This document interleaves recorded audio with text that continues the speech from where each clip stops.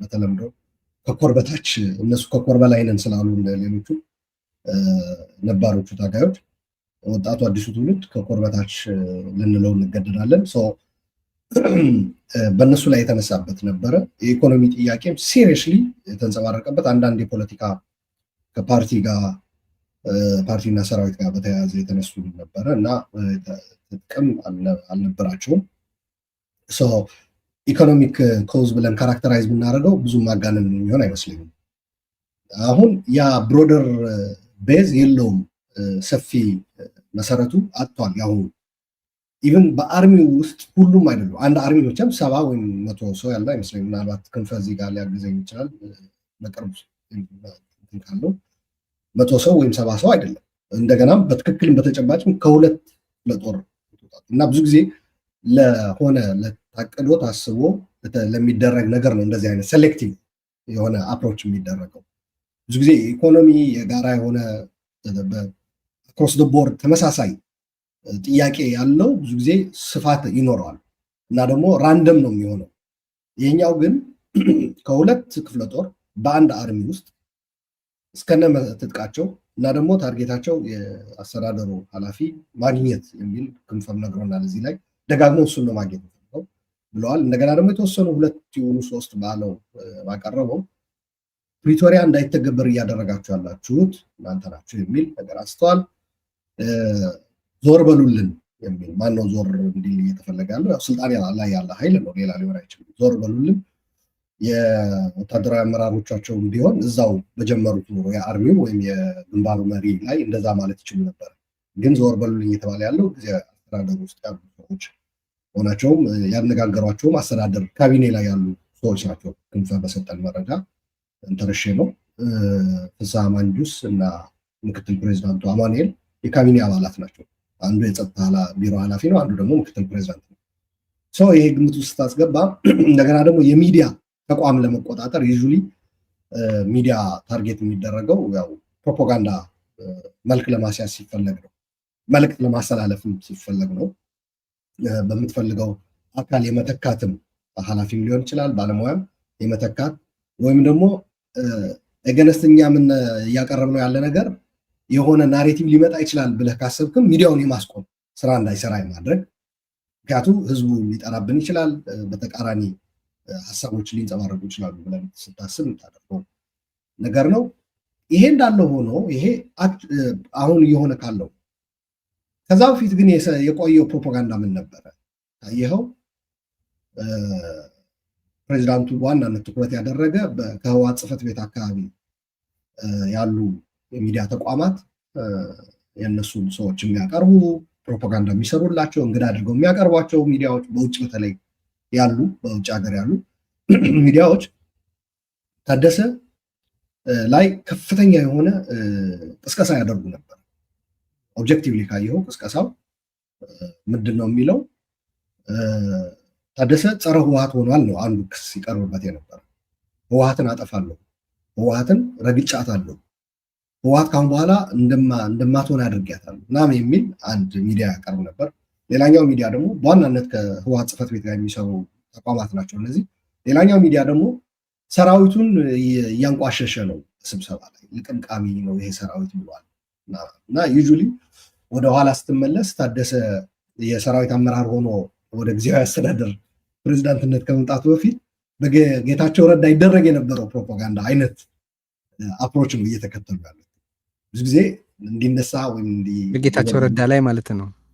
ጌታቸው ረዳ ይቅርታ፣ ጌታቸው ተማረን አይደለም ነው። በጌታቸው ረዳ ላይ ይካሄድ የነበረን ፕሮፓጋንዳ የሚመስል ነው እያልክ ያለው የሚመስል። ህወሓት እያዳከመ ነው፣ ሰራዊቱን እየናቀ ነው። ባጭሩ ስስ የሚባሉ ነገሮች አሉ በህብረተሰቡ ዘንድ ወይም በፖለቲካ ስብስቡ የህወሓት ካምፕ ውስጥ። በቃ ሰራዊቱን አናናቀ፣ ገሌን ደፈረ፣ ጄኔራሎችን ስንት ዘመን ወጣትነታቸውን ያሳለፉ ታጋዮች በሶስት መስመር ደብዳቤ እንዲህ ያደረጋቸው ማለት ይሄ ቀላል የማይባል እንትን ነው፣ ሞቢላይዜሽን ነው የሚፈጥረው እና የዚህ አይነት። ስለዚህ አሁን በአንተ እይታ የኢኮኖሚ ችግሩ የወለደው ነው ወይስ ባጭሩ እንድትመልስልኝ ብዬ ነው። የኢኮኖሚ ችግሩ የወለደው ነው የነበረው ኢኮኖሚው ብሮድ ቤዝድ የሆነ ምስል ያለው ነው። በነገራችን ላይ አዋጅ ወጣለት ተባለ። የአሁኑ ግን የተመረጠ እሱን የሰው ኃይል እስከነ መሳሪያው ታርጌት ያደረጋቸው ተቋማት አሉ። ያነጋገራቸው ሰዎች ደግሞ ክንፈ በነገረን መሰረት እዛ ላይ ያሉት ነገር አለ። ከዛ በፊት በዋዜማው ነው የሚባለው የነበረ ፕሮፓጋንዳ በፊቱ ጊዜያዊ አስተዳደር ለማስወገድ የተካሄደው ርቀት ያው እነዚህ ደግሞ ተቋማቶቹ ነፃ የሆኑ ተቋማት አይደሉም፣ በመመሪያ የሚሰሩ ናቸው። የፕሮፓጋንዳ ኮንተንት ተሰጥቷቸው የሚሰሩ ናቸው። በዛ መሰረት ስታየው ያለ አሁን ራሱ ደግሞ ሁኔታው ተፈጠረ ተብሎ አድራሻው የት ጋር እንደሆነ ራሱ ሳያረጋግጡ ነው ወደ ሴሌብሬሽን እነዛ ተመሳሳይ ሰዎች ዘመቻ ሲከፍቱ የነበሩት ተጠናቋል፣ ተወግዷል የሚልም ሁላ ጭምር ያለው ተጠናቋል፣ ተወግዷል እና ደግሞ ምስጋና ደግሞ የማቅረብ ነገር እገሌና እገሌ ፕሮባብሊ ክንፈ የጠቀሳቸው ስብሰባ ላይ የተገኙ ሁለት ሰዎች ፍስሐ ማንጁስ እና አማኑኤል እናመሰግናለን ላደረጋችሁት የሚል መልእክትም ያለው ጭምር ነገር አለ እና አሁን እኔ የኢኮኖሚ ልለው ያሁኑ ይከብደኛል። ግን እኔ ሰራዊቱ ውስጥ ያለ የኢኮኖሚ ጥያቄ ግን ለማሳለፍ ፈልጌ እንዳልሆነ ሊሰመርበት ገባኝ። እሺ አሁን ክንፈ አንዳንድ ያልገቡኝ ነገሮች አሉ። ቀደም ሲል በተነሳው ነገር ላይ በአንተ በኩል ያለውን ትርጉም ማን እየተናገረ ነው፣ ማን ምን እያደረገ ነው የሚለውን ያዝልኝ። እሱን በተመለከተ አስተያየት እንድትሰጥ እፈልጋለሁ። ግን አስታውሳለሁ ጥያቄዎቹን አብሮ አሚን አክሱም ላይ ተፈጠረ እየተባለ በተለያየ ቦታ ይዘገብ ስለነበረው ነገር የምታውቀውንም በዛው ብታወራን ይሻላል። ግን ግራ የገባኝ ምንድን ነው እነዚህ የታጠቁ የአርሚ አባላት አዛዣቸው አነጋግሯቸው እምቢ አሉ የሚል ነገር ነው የምሰማው። ብርጋዴር ጀነራል ዘነበ እምቢ አሉኝ አለ። ይሄ ማለት ከትዕዛዝ ከቼን ኦፍ ኮማንድ ውጪ ሆነዋል የሚል አይነት መልእክት ነው እየተላለፈ ያለው። ግን ደግሞ ያንን የተመለከተ ማለት ኃላፊነት የማሸጋገር ነገር ነው ይሄ ወይስ ምንድን ነው የሚልም ጥያቄ የጫረባቸው ስላሉ ነው። ይህም ብዙ ጥያቄዎች ስላሉ ነው። እስቲ ማ እየተናገረ ነው፣ ምንድን ነው የዚህ ፖለቲካዊ ትርጉም የሚለውን አውራን። እንኳን የሚታየኝ ማለት ቅድም አሉላ ሲገልጽ ስለ ኢኮኖሚ ያው ጥያቄዎችን ፎርማሊ ሲቀርቡ ከዚህ በፊትም የኢኮኖሚ ጥያቄ ማለት የጥቅማጥቅም ጥያቄዎችን ነበሩ። እንግዲህ አሁን የሚመስለኝ ነገሮችን ለመረዳት በመሞክረው የፖለቲካ ትግራይ ውስጥ ያለው የፖለቲካ ውድቀት ውጤት ነው ማለት ፖለቲካሊ ነው ማለት አንዳንዴ ራሳችንን እንትን ባናታልል ባይ ነኝ። ምክንያቱም አሁን ያለው ሁኔታ በትግራይ ውስጥም ሆነ ትግራይ ከኢትዮጵያ ያለው ግንኙነት ይታወቃል። መደበኛ መንግስት እንደሌለ ይታወቃል። አስተዳደር ነው። የሰራዊቱ ጥያቄ አስተዳደሩ መመለስ አይችልም። ይሄ ሀቅ ነው። መመለስ አይችልም። መደበኛ መንግስት ቢሆን እንኳን ይህን ያክል ሰራዊት ክልል ሆነ መመለስ አትችልም። ማለት እኔ ይሄ እነዛ ማለት ጤናማ የሆኑ ጥያቄዎች ለምን ተጠየቁ አይደለም። ሰራዊት ማግኘት የሚገባው ነገር ለምን ጠየቀ አይደለም። ግን ሂደቱ እንቅስቃሴው በሙሉ አሁን ትግራይ ውስጥ ያለው የወደቀ ልክ ምንድን ነው የሚባለው እንደ ካሮት ቁልቁል ሁሌ እየገባ ያለው የፖለቲካ ውጤት ነው። ከዛ እዚህ ውስጥ ማን ምን እያደረገ ነው የሚባለው አሁን ትግራይ ውስጥ ያሉ መሰረታዊ ችግሮችን ብዬ የማስባቸው አንደኛ የህወሓት አመራሮች፣ ሁለተኛ የሰራዊት አመራሮች፣ ሶስተኛ ጊዜያዊ አስተዳደሩ ናቸው ተጠያቂዎች። የነዚህ ብልሹ አካሄድ የነዚህ ብልሹ ረዥም ጊዜ ስላደረኩኝ አማርኛ ካወራ በኋላ ምንም አትስጋ፣ ግድ የለውም ነፃ ሆነ አውራን፣ የጎደለ ካለ እንሞላዋለን። መልካም እና እኔ ባለፈውም የነበረ ጥያቄው ጤናማ ነው ብዬ አላስብም። ተመልሰዋል የተባለም ተመልሰዋል ብዬ አላምንም። ለተከታታዮቻችን ግልጽ እንዲሆንላቸው ክንፈ ኦኬ፣ አሁን ታደሰን እዚህ ብዙ አንስተነዋል፣ የየራሳችንን አስተያየት ሰጥተናል። እንደዚህ ግን አሁን በአንተ በኩል ያለውን ለማግኘት ታደሰን እነሱ ራሳቸው ያው ደብረ ጽዮን በተደጋጋሚ አብይን ለምኖ አይሆንም ሲባል ታደሰ የቀረበ ምርጫ እንደሆነ ይታወቃል። በታደሰም ደስተኛ አልነበረም ደብረጽዮን እንደሚታወቀው። አሁን ጥያቄው ቢያንስ በርከት ያሉ የድርጅቱ አባላት ታደሰ ይሁን ብለው ካሉ በኋላ ይሄ በታደሰ ላይ እየተደረገ ያለ የማስጠንቀቂያ ደወል ነው?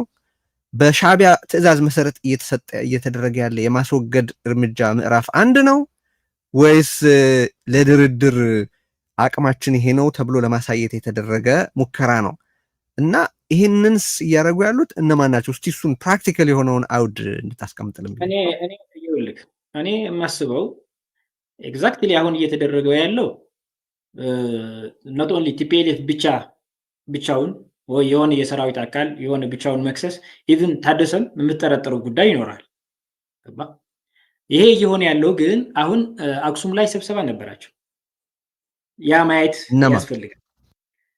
ይኸውልህ እዚህ ማለት ትግራይ ውስጥ አሁን በጣም ግራ የሚገባኝ ነገር አለ። ባለፈው ከአንድ ወር በፊት ነው ምናምን ታደሰን የሚመራው የህወሓት ከፍተኛ አመራሮችን፣ የሰራዊት ከፍተኛ አመራሮችን፣ የመንግስት ባለስልጣናትን ስሙ ምን እንደሆነ የማይታወቅ ስብሰባ ያደርጋል። ታደሰ ባይ ምን ብለህ እንደምትጠራው የማታውቀው ማለት ነው። የመንግስት ነው፣ የህወሓት ነው፣ የሰራዊት ነው የማታውቀው ማለት ነው። ልክ እንደሱ አይነት አክሱም ተደርጓል። ታደሰም ነበር ያስ ነበር። እሺ ቀጥል።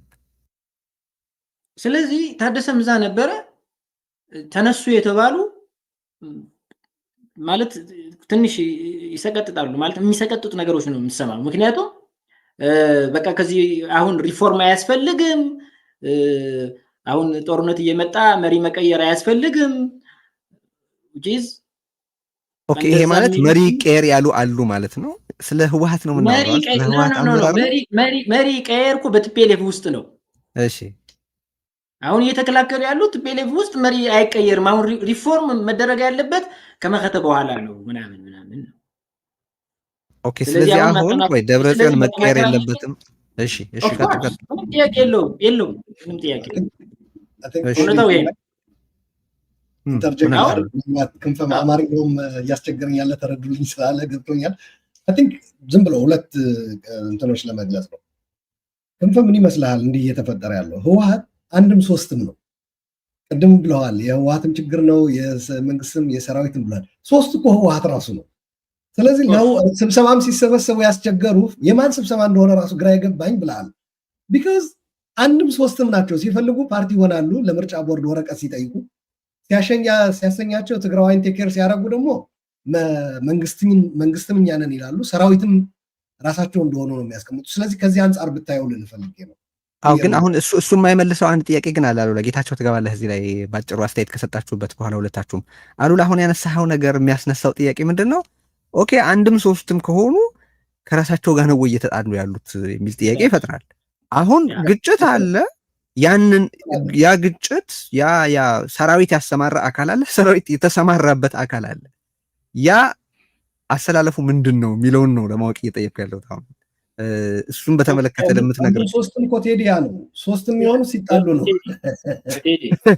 እሺ ከንፈ ጋር አሁን ለምሳሌ መንግስት እየመራ ያለው ታደሰ ነው አይደል?